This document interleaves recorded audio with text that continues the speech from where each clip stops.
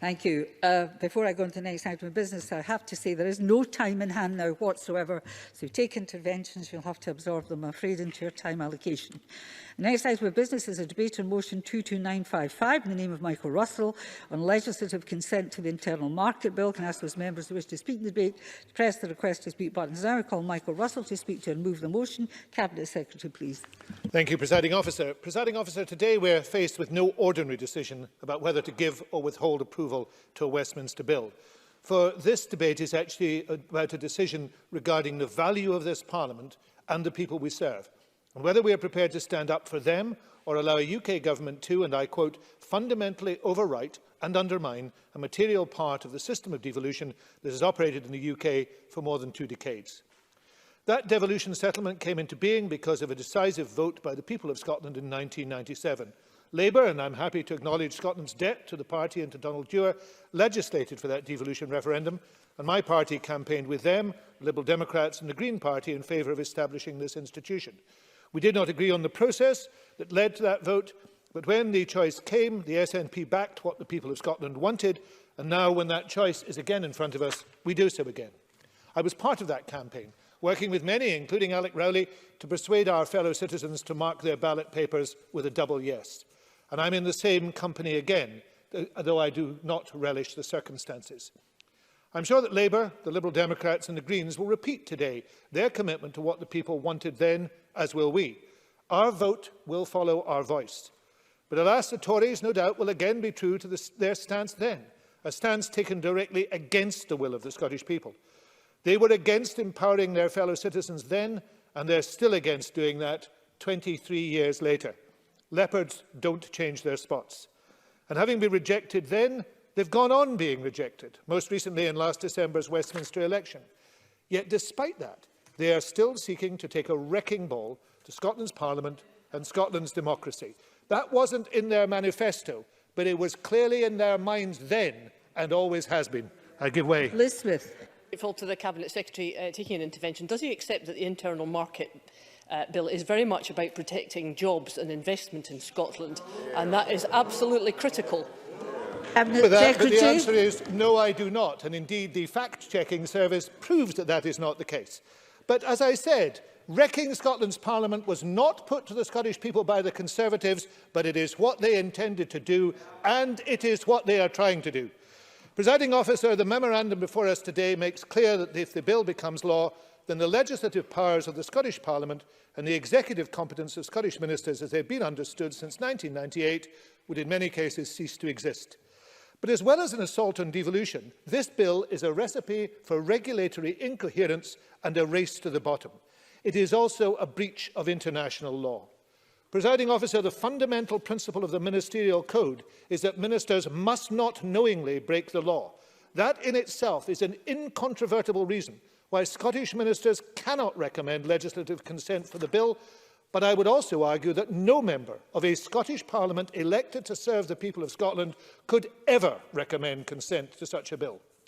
Members will be familiar with the main provisions, but let me go through them. The bill contains sweeping new blanket mutual recognition and non-discrimination provisions at parts 1 and 2, and these would require Scotland to accept lower standards relating to food, as pointed out by Food Standards Scotland, to the environment, as pointed out by Environment Link, and building materials, as pointed out by the Royal Incorporation of Architects, and those regardless of the views of the Parliament or the wishes of the people of Scotland, and the scope of those powers can be unilaterally changed by UK ministers and only by UK ministers. There are new measures for mutual recognition of professional qualifications that cause grave concern to bodies such as the General Teaching Council. There's a new oversight body tasked with second-guessing the policy choices of this Parliament, including in things like in the public services like the health service or public water supplies. Measures at Part 5 of the bill break international law and betray a cynical disregard for Northern Ireland, which has already alienated many, including the EU. There are sweeping new spending powers in Part 6 that threaten the devolved Scottish budget and transfer decision-making over areas of devolved spending from the Scottish to the UK government. State aid will be reserved, which could affect, for example, agricultural subsidy, and the whole Act would be placed permanently beyond the powers of this Parliament to mitigate or ameliorate. For those reasons, the bill is wholly unacceptable and should be rejected. The deceit practised by the UK Government with regard to this bill is now a matter of public record, thanks to yesterday's leak of documents that show the truth about how it was deliberately withheld from the devolved governments. But there have been other deceits too. Firstly, the ridiculous assertion that the bill represents a power surge. The opposite is true, as the explanatory notes make clear. In fact, there will be a new blanket constraint on the exercise of the Parliament's powers, and the scope of the constraints can be adjusted at any time at the discretion of UK ministers, regardless of other views. Secondly, there are the repeated assurances that the bill will not lead to a race to the bottom in standards. But the UK currently enjoys high standards by virtue of EU laws still applying during the transition period. Under the bill, should Scotland wish to maintain those standards, would be forced still to recognise lower standards set elsewhere in the UK. And the UK government has blocked, no I will not, UK government has blocked every, because I'm just coming to one of your key assertions, the UK government has blocked every proposed move to provide legal guarantees that high environmental, animal welfare and food safety standards would prevail. Thirdly, let me rebut the claim that this bill is necessary merely in order to replace at UK level the system of UK market rules. In fact, the bill introduces a system of unqualified powers for UK ministers to effectively impose rules on the whole of the UK, even in devolved areas, which is the very opposite of the principle of codecision and agreement between sovereign member states that lies at the heart of the EU rules. EU single market rules also recognise policy objectives alongside market considerations, and the principles of subsidiarity and proportionality are crucial aspects of them. And finally, let me talk about jobs. Mr Lockhart's amendment talks about the 550,000 jobs being protected by this bill. Nonsense. In fact, nonsense on stilts, as exposed in the Ferret fact-checking website last night. Presiding officer, they don't like the truth. Presiding officer, at the end of December, the UK and Scotland will leave the Brexit transition period. The transition is ending because of the astonishing and reckless decision of Boris Johnson to refuse an extension that was on offer, despite the fact of a global pandemic and a deep economic recession. Yet, even at this late stage, the possibility of leaving in the worst possible way with no deal remains. And even if there is a deal, it will be a low deal, vastly inferior to what we experience now and hugely disadvantageous to business and disruptive to everyday life. So, Presiding Officer, the real jobs threat comes not from the devolved administrations, but from the Brexiteer ultras who have captured the Conservative Party, and those in this chamber who have meekly accepted their writ, no doubt because it saves their own jobs. The way to avoid all this damage is not only clear, but to hand. We can do so by returning to the voluntary common frameworks process devised by the devolved governments in the UK, which, despite our differences over EU exit, has been able to make progress over the last few years. Frameworks are based on principles of equal negotiation and agreement. If there are any missing areas, as claimed by Michael Gove very late in the day, we commit ourselves to closing those gaps. We're also willing to act as if all the frameworks were already in force whilst they are being finalised. And I think the same commitment is being made in Wales. So if the UK does that, we could move on from this present impasse and the deepening crisis. Presiding Officer, this bill is not only unacceptable to the devolved governments, it is also unacceptable to a wide range of organisations and individuals across Scottish society who are deeply worried. Now, of course, there are differing views of Scotland's ultimate constitutional destination across this chamber. But regardless of those views, we can come together today. We can say on behalf of the people of Scotland that we do not consent to this bill. We can stand up against this Tory power grab and urge the UK government to change course. And therefore, Presiding Officer, I move that the Parliament agrees not to consent to the United Kingdom Internal Market Bill, as it reduces and constrains the competence of this Scottish Parliament and breaches international law. Thank you very much. And I now call on Bruce Crawford to open on behalf of the committee. Convener, please. Thank you, Presiding Officer. If I could begin by, first of all, thanking all of the committee members for their very hard work and commitment in completing so many reports this week, and also to our clerks for the significant help and advice they provided in our work. Presiding Officer, it's with some regret that I speak on behalf of only 8 members of the committee this afternoon. As members know, I've always sought as a convener to try where possible to reach a consensus on committee reports, and in the main, we've managed to do so. However, there's a clear division of views between the majority of the committee and our Conservative Party colleagues on the UK Internal Market Bill. This is disappointing, given that the other 8 members on the committee have agreed that the bill undermines the whole basis of devolution. Our view is that the devolution cannot work if the Westminster Government simply imposes its view on how the UK constitutional arrangements should evolve following Brexit. Unfortunately, the bill aims to do just that, both in relation to its substance and the way it's been handled. Our most significant concern is with the market access principles of mutual recognition and non-discrimination. Mutual recognition in particular is potentially much more far-reaching than the equivalent EU principle. This is primarily for 3 reasons. First, the list of exclusions on public interest grounds from the application of the principle are much narrower. And second, UK ministers have the power to amend that list without any requirement to seek consent or consult with the devolved governments. Third, the asymmetrical structure of the UK internal market. Given the relative size of the English economy and population, inevitably it will be market forces which determine regulatory standards. Why would any devolved government then want to potentially put their own economies at a competitive disadvantage by seeking higher regulatory standards, which can then be undermined by imports from other parts of the UK which don't need to meet those same standards? This means in reality that regulatory standards agreed by the UK Parliament would effectively be imposed on the devolved nations.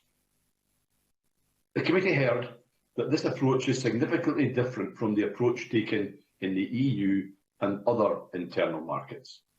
Dr. Emily Lydgate from the University of Sussex told us, and I quote, "The core of any approach to an internal market that is as integrated as the UK's has to be harmonised rules that have a strong consultative process underlying them. The rules cannot simply be set by one of the countries."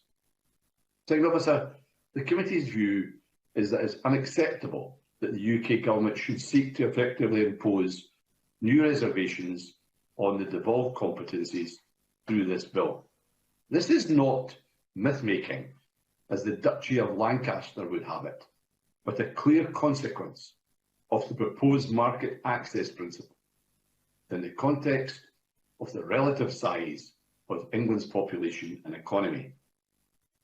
The UK government has argued that the agreement of common frameworks means that the market access principles will only apply in a limited number of policy areas. But it's not clear how common frameworks can address the threat to devolution in this bill. In areas where the devolved governments may wish to have higher standards than the minimum standards agreed in frameworks, these will be potentially rendered ineffective by the market access principles.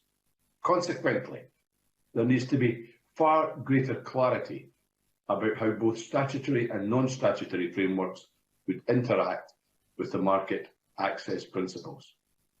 The committee also considered provisions in the bill to reserve state aid. The committee agrees with the Scottish Government and Welsh Government that state aid is a devolved matter. Any future legislation on subsidy control should be agreed between all of the 4 governments and legislators across the UK through the Common Frameworks process. The committee therefore recommends that the reservation of subsidy control is unnecessary and should be removed from the bill. Part 6 of the bill will provide the UK government with a single, comprehensive statutory power to provide financial assistance across a range of policy areas throughout the whole of the United Kingdom. The committee's view is that it's regrettable that Part 6 has not been subject to any public or parliamentary consultation. It's also regrettable that the views of the devolved governments were not sought. We reiterate the findings of our report on structural funds post-Brexit. In particular, that any UK-wide replacement of EU structural funding should replicate some of the aspects of the current structural funds approach. We consider the decision-taking powers that the Scottish Government currently exercises under structural funds should not be reduced under any future UK approach. Presiding Officer, the committee previously recommended that there is an onus on all four governments and legislators across the UK to work constructively together to seek a solution to the complex and challenging issues arising from leaving the EU internal market. The committee recommended that this must be achieved through mutual trust and respect for the UK's existing constitutional arrangement. The committee concludes that it is highly regrettable that in relation to the internal market bill, this has not happened. The committee is dismayed that the UK government has instead adopted a hierarchical approach through which its default position is to impose new limitations on devolution which go way beyond the previous limitations of EU membership. The committee's view is that devolution cannot work on the basis of a Westminster government imposing its view on how the UK constitutional arrangements should evolve following Brexit. The committee therefore recommends that the Parliament does not agree consent to the UK internal market bill. Presiding Officer. Thank you very much. In this debate for Labour today, I want to make clear that we will not give consent to the United Kingdom internal market bill. And let me be clear, we will not give support to any measures that reduce and constrain the competence of the Scottish Parliament. As a political party, Labour is committed to devolution. And for the avoidance of doubt, this bill is a full-on attack on the existing devolution settlement. Devolution has worked for Scotland, and with such economic uncertainty as we face right now, it is further devolution that is required to build back a better Scotland. However, instead of taking the best course of action to protect the UK internal market through the collaboration and cooperation of all nations, we have a take-it-or-leave-it approach from Boris Johnson and his Tory chums. And make no mistake, those Tory chums, including the Scottish Tories sitting in this chamber today, will put Johnson and his interests before the interests of the people of Scotland. So to all those worried about the future of Scotland, I say the greatest threat to the future of Scotland, its economy and its relationship with the rest of the United Kingdom is Boris Johnson and all those Scottish Tories that have lined up behind him blind loyalty. And that is why I say the Tory party want to detract from the real issues in this bill by claiming the argument is about independence. It is nothing to do with independence, but everything to do with the UK government removing powers from the Scottish Parliament and ultimately from the Scottish people. And then, we've got time. Patrick Harvey. Grateful to the member for giving way. Surely he agrees, as I do, with Scotland's trade union movement, who said that if the UK government proceed with this bill against the wishes of the Scottish Parliament, it makes the case for a second independence referendum unanswerable.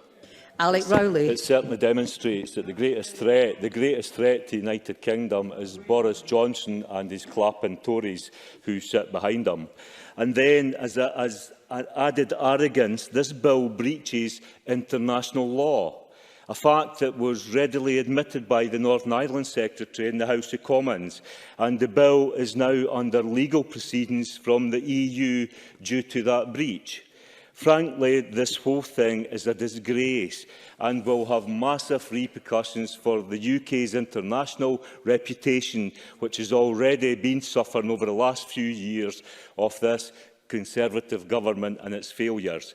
However, Presiding Officer, It is not just that the Internal Market Bill breaks international law or that it drives a coach and horses through devolution. It paves the way, in my view, for private companies and multinational companies to force their way into key public services in Scotland. This bill will lead to a race to the bottom in so many areas of our daily life. The overwhelming evidence from across the world is that in this day and age we must have more regulation, not less. The idea that everything should be left to the market is not only an outdated idea, it is a dangerous idea whose time has come and gone.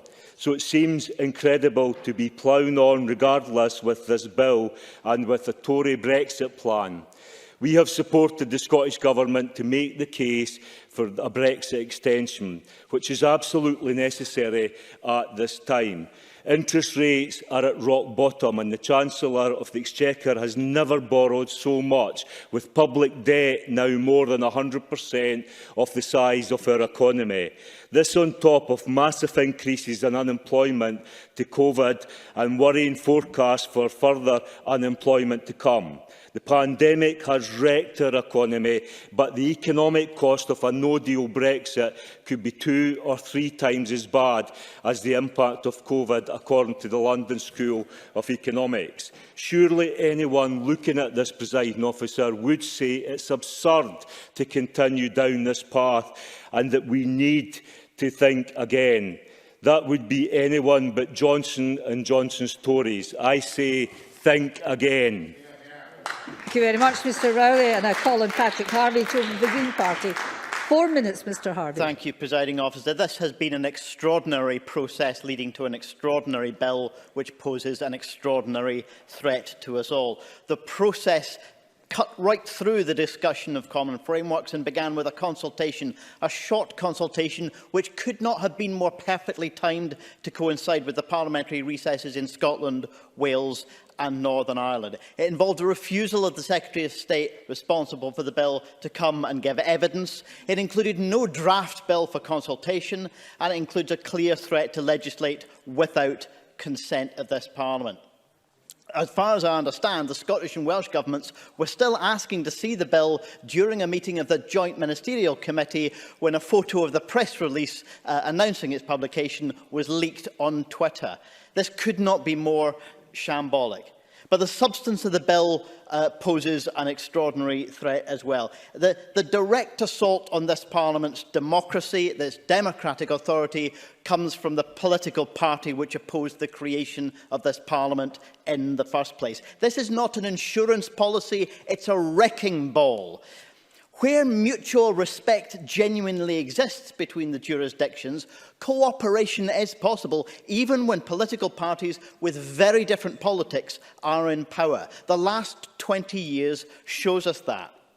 But this shocking power grab is what makes cooperation impossible. There is no incentive at all for the UK government to negotiate or compromise if it has already taken the decision to ignore and overrule Scotland, Wales, Northern Ireland and even international law. That's why I'm pleased to say that over 6,000 people have signed up to support the Scottish Green Party's campaign against this bill. But beyond the substance of the bill and the extraordinary process, there is an extraordinary threat behind it, a deeper concern about the true agenda of the current UK government, not only encapsulated in this bill, but in their trade agenda too. It's apparent from the likes of Liz Truss and the speech that she gave at the free market extremist lobby group, the Cato Institute, a couple of years back, complaining of the thicket of regulations and welcoming their race to the bottom agenda on food, on safety, on public services, public health and on environmental protection. Liz Truss's attitude to these issues, she's far from alone in the UK government in sharing this agenda with a right-wing, anti-environment, antisocial, climate change denying outfit like the Cato Institute. They've just appointed Tony Abbott, for goodness sake, to the UK Board of Trade. Another example, someone who's worked with Nigel Lawson's dishonest climate denial lobby group, someone who's denied this basic science for years and called it a cult. The UK government is willing to bring people like that into government. The UK government is willing to break international law and render itself untrustworthy, either with international partners or within the governments elsewhere in these islands.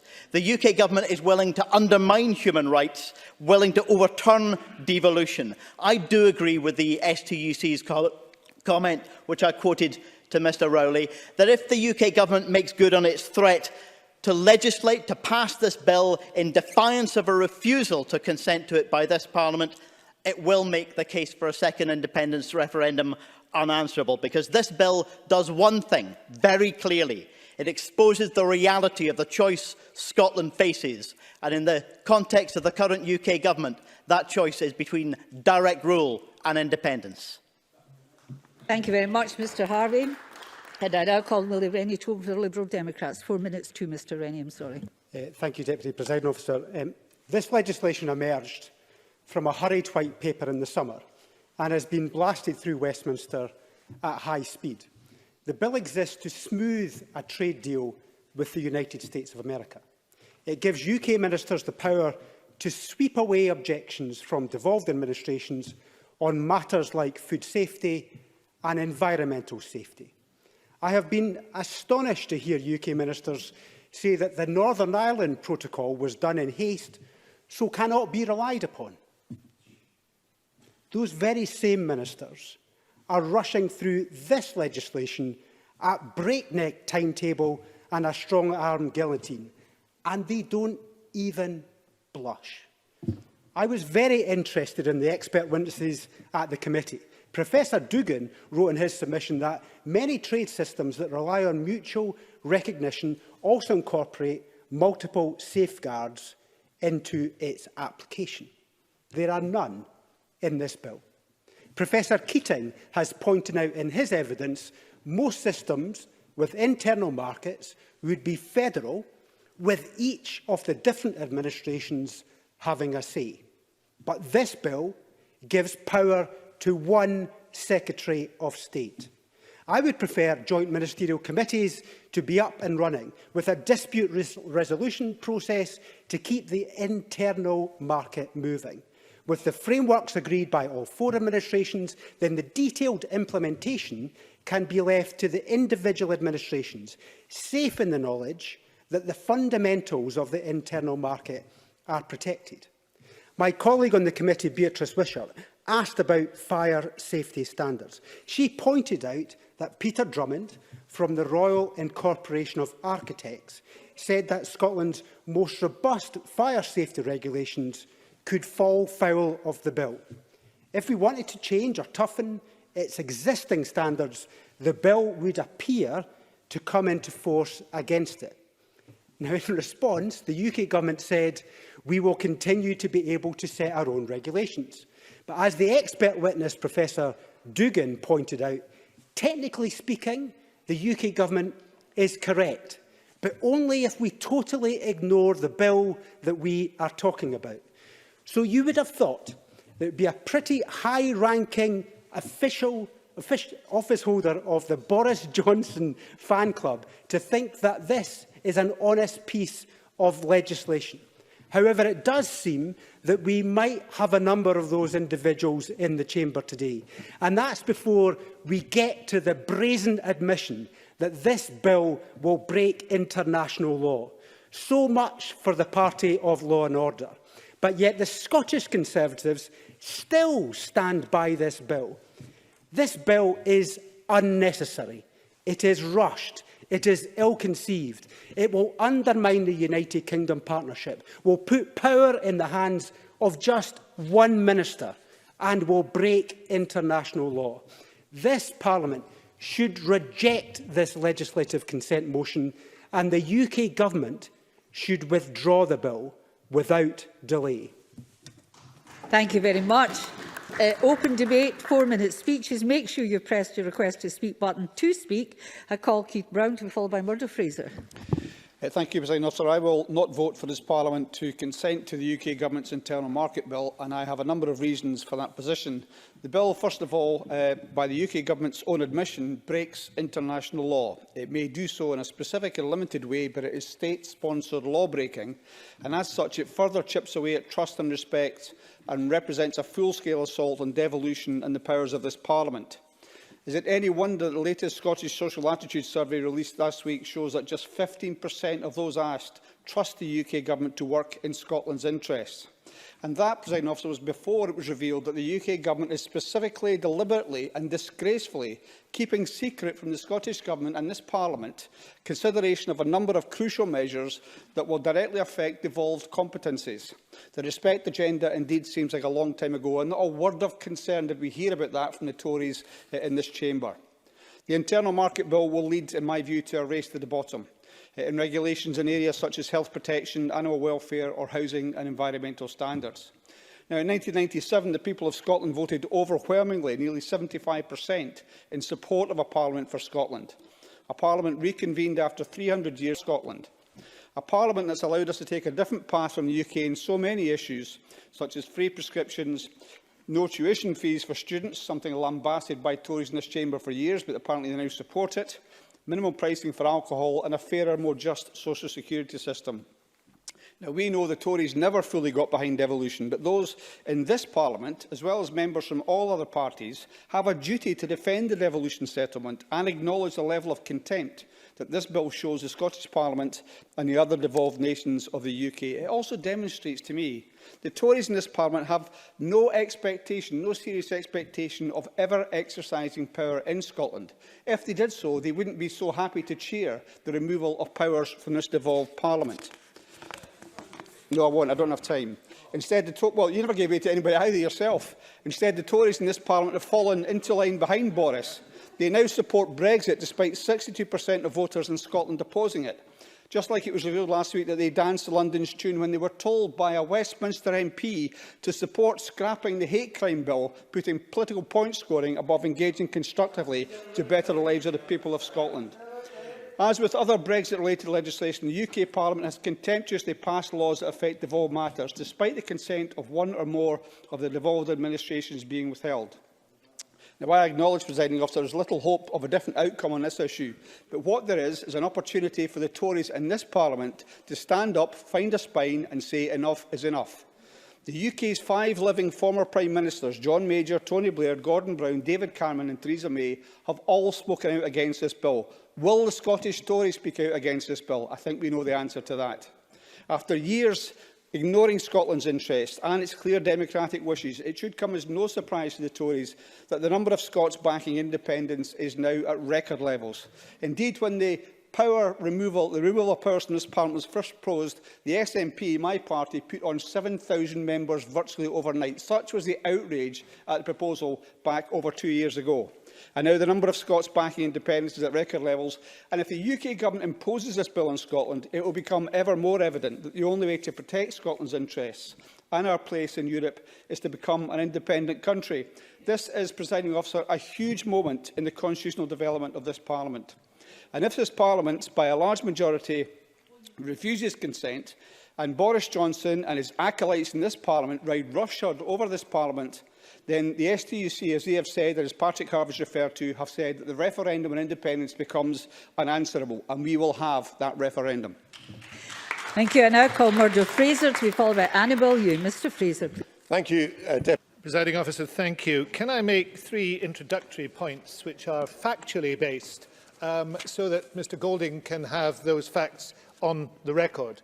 1, there is no threat from any of the devolved administrations or governments or parliaments to the continuation of seamless, unfettered trade within the UK. There is no such threat. No Tory has been able to point to such a threat. There is no intention of such a threat. So let's make that clear. Secondly, you do not have to be in the same constitutional structure to trade with your largest customer. If you did, the UK would not be leaving the EU. That is simply reality. And thirdly, this bill is illegal. It contains breaches of international law. It would therefore be against the ministerial code for any minister in this chamber to support this bill. Now, I have to say that no thank you, no thank you. I have the sound of your voice in my ears enough this afternoon. I couldn't take any more of it. I'm sorry. Even I have a limit to that sort of suffering. I have to say to you that I have a lot of time for some Conservative members. Not many, I have to say. And I'm going to again embarrass Liz Smith because I have a lot of time for Liz Smith. She was my shadow when I was Education Secretary. She regularly called for my resignation, but I got over it, I have to say. And therefore I want to reflect on something that she said about the change over the last few years. Now, she said it, unfortunately, I thought, in a somewhat dismissive way, as if I had changed my mind and vacillated on these matters. But actually, I just want to go back to 4 years ago, and it's useful that Ruth Davidson is sitting behind her, because she herself, on the day after the 23rd of June, a period after, was very clear that what Scotland should be seeking is the closest possible relationship with the EU, and indeed continued membership of the single market and the customs union. Those were the things that united most of these chambers after the 23rd of June. And isn't it extraordinary that just over 4 years on, what we've actually experienced this afternoon, Tory members mouthing off about us handing powers to Brussels, attacking alignments on standards, bad-mouthing Europe, essentially painting Europe as the devil incarnate, because that's what we've heard and that's what we hear again and again. Also, a huge attack on devolution, an attack on the powers of this Parliament, not about making sure that Scotland could continue to be in the single market and the customs union, but in actual fact that our powers should be diminished. And consider, no, thank you, no. If there's one thing worse than Mr. Golding's voice, it was yours. I have to say no, absolutely not. Huge attack on devolution, huge attack of well, yes. Cabinet, I can't. Sorry, Ms. Smith, just sit down a wee minute. Cabinet Secretary, I'm sure you can do better than that, than to use personal insults. Ms. Smith. Presiding Officer, I know. Sorry, Cabinet Secretary, you're taking an intervention, I take, from Ms. Smith. I was. Yeah, well, that's it now. I apologise to you, but if you... No, it's not a discussion. Fine. Ms. Smith, please. I won't waste the opportunity. Could I just ask the Cabinet Secretary once again, can he name one single power that is going to be removed from this Parliament? I can indeed. I can Cabinet Secretary. The powers of devolution will be removed because that is a single or collective power. And, well, I want to come on in a moment, Presiding Officer, to the laughter on the Tory benches, which was deeply unpleasant at times this afternoon and is unpleasant again now. Because the reality is every power that this Parliament has can be second-guessed as a result of this bill. There is no doubt about that. But there's been a huge attack on devolution, and the Tories have been isolated this afternoon as extreme Brexiteers. All of them have been isolated as extreme Brexiteers who not only admit the breach of international law, but revel in the breach of international law. And the saddest thing of all of this is the refusal to listen to any and all opinion that has been expressed on this matter. Mr. Lockhart heard from the committee before he spoke, which made it clear, that, and I think Bruce Crawford's final words were, that devolution cannot work if the UK government imposes its view on the devolved nations. He made that clear. They heard from Labour, Alec Rowley saying, think again. They heard from Patrick Harvey, who talked about the decision-making of the UK government. They heard from the Lib Dems, and I rarely, if ever, can actually not criticise a word of Willie Rennie's speech. I enjoy criticising words of Willie Rennie's speeches, and on this occasion I can't, which will put him in deep trouble with Mr Rumbles, but he has my approbation for actually doing that. Then we heard from the Royal Incorporation of Architects of Scotland, the GTC, the NFUS, the SCDI, all dismissed. And indeed, the NFUS, in a very sinister move, were misquoted on what they said. Because they were clear, they were very clear in the submission on the white paper what they felt. But that was brushed aside. Because the reality is that, in the words of an Irving Berlin song, they're all out of step but Jim. They're all out of step except what the Tories believe to be true, and not even they believe it. Because there are people on the Tory benches who know this is deeply wrong. This is deeply wrong. Because this goes well beyond what should be happening. And we heard that in the rather nervous laughter on the Tory benches during the opening speeches. They were giggling like school children when they'd heard a naughty word. But I couldn't actually work out what the naughty word was. Was the naughty word Scotland? Was a naughty word democracy? Or was the naughty word devolution? Because on each of those occasions, they were giggling away at those words. I want to conclude, Presiding Officer, by making something very clear. There is no doubt whatsoever, from the evidence that the committees have heard, there's no doubt from the bill itself, this is a major attack on devolution. It is illegal, and if it is supported today by the Tories, they are aiding and abetting a hostile Westminster government in undermining this Parliament. There are no ifs, there are no buts on this. They are also voting for something that is against international law, and they will know it. And this afternoon there were 3 solicitors who sat on the Tory benches, who sat through this, and not one of them referred to the legal issues in this bill. That is shocking. I go back those 4 years, because 4 years ago, just after the Brexit referendum, there was a view in this chamber that we could find a way forward for Scotland that preserved something of the valuable things we have from the EU.